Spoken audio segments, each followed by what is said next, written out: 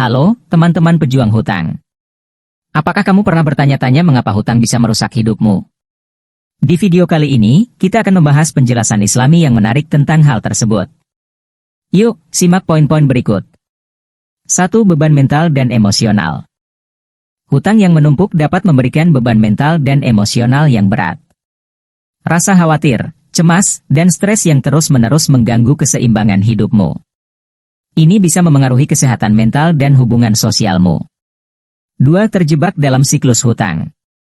Jika tidak dikelola dengan baik, hutang bisa membuatmu terjebak dalam siklus hutang yang tak kunjung berakhir.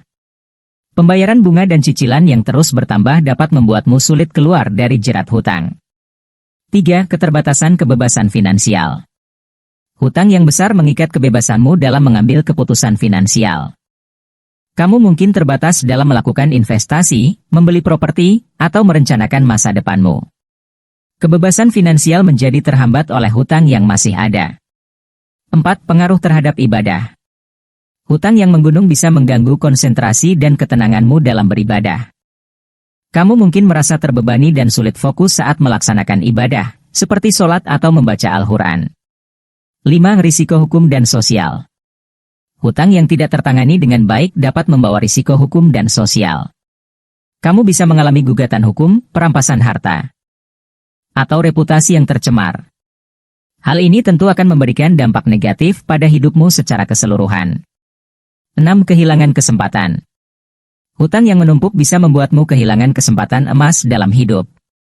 Kamu mungkin terbatas dalam mengambil peluang bisnis, pendidikan, atau pengembangan diri karena harus memprioritaskan pembayaran hutang.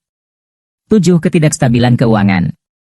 Hutang yang tidak terkelola dengan baik dapat menyebabkan ketidakstabilan keuangan jangka panjang.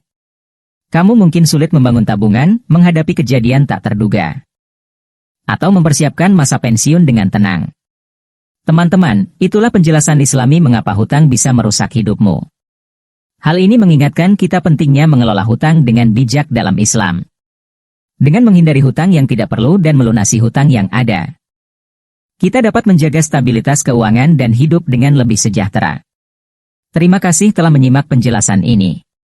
Jika kamu menemukan video ini bermanfaat, jangan lupa untuk like, komentar, dan bagikan kepada orang-orang terdekatmu. Bersama-sama, kita dapat menjauhkan diri dari dampak negatif hutang dan hidup dengan lebih baik sesuai dengan ajaran Islam. Tetap semangat, pejuang hutang!